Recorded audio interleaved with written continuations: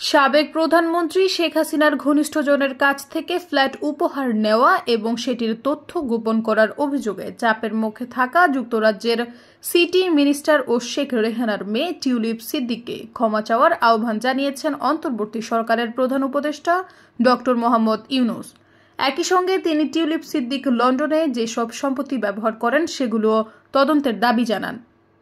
প্রভাবশালী ব্রিটিশ সংবাদ মাধ্যম সানডে টাইমসকে দেওয়া সাক্ষাৎকারে এই আহ্বান জানান ডক্টর ইউনূস। গত বৃহস্পতিবার ঢাকায় প্রধান উপদেষ্টার সরকারি বাসভবন যমুনায় এই সাক্ষাৎকার নেয় সানডে টাইমস। সাক্ষাৎকারে ডক্টর মোহাম্মদ ইউনূস বলেন, শেখ হাসিনার স্বৈরাচারী শাসনামলে তাকে ও তার পরিবারকে দেওয়া সম্পত্তি ভোগ করার জন্য তার ক্ষমা চাওয়া উচিত। টিউলিপ সিদ্দিক লন্ডনে যেসব সম্পত্তি ব্যবহার করেন সেগুলো তদন্ত হওয়া দরকার। যদি প্রমাণিত হয় যে তিনি এসব সম্পত্তি সম্পূর্ণ ডাকাতির মাধ্যমে অর্জন করেছেন তাহলে তা ফেরত দেওয়া উচিত।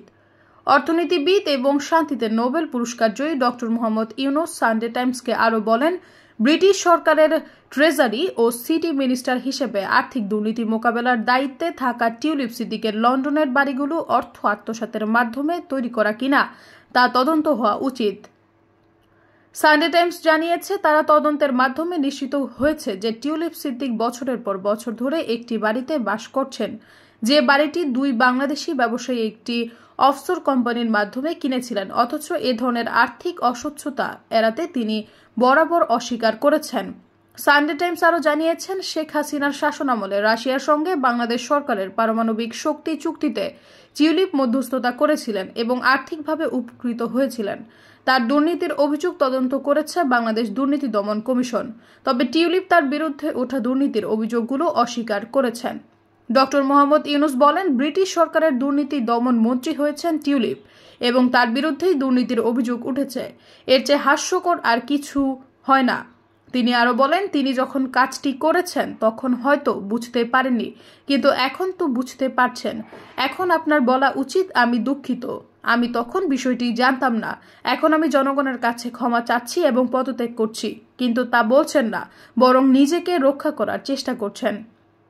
এরপর সঙ্গে সঙ্গে ডক্টর ইউনূস বলেন, তার পদত্যাগ করা উচিত এমন বলাটা আমার কাজ না।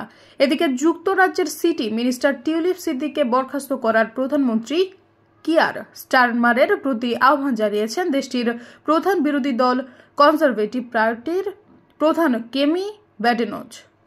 এক্সে দেওয়া পোস্টে কনজারভেটিভ পার্টির এ নেতা বলেছেন, কিয়ার স্টারমারের টিউলিপ সিদ্দিককে বরখাস্ত করার সময় এসেছে।